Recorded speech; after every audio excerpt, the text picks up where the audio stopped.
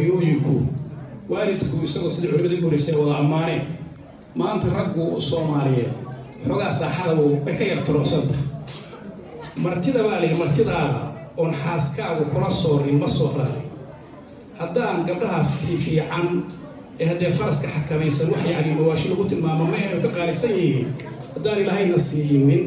yani kayaanka Soomaaliyeed iyo dadka Soomaaliyeed meesha joogaaba ee kayaan jiribaan hayno waan burburnay ee waan barakoobi lahayn laakiin maanta ilaahay ma inagu qabtay gabdhaha fiican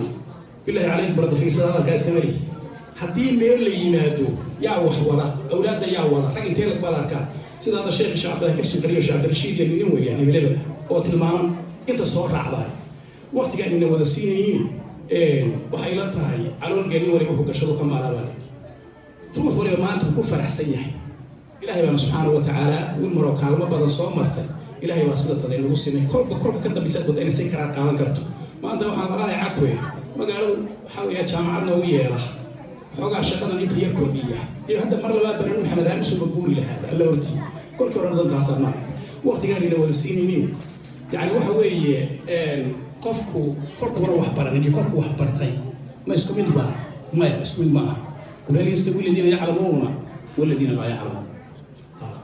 ka wax bartay ka wax baranay isku mid ma mid dooni baa la gaaro isku mid ma kala way kala bedelayaan oo kala fogyihiin إنما يخشى الله من عباده العلماء وعده وينور وينور ضمن دوناي قفك يا إلهي كعبسة تعمل ميسا كعبسة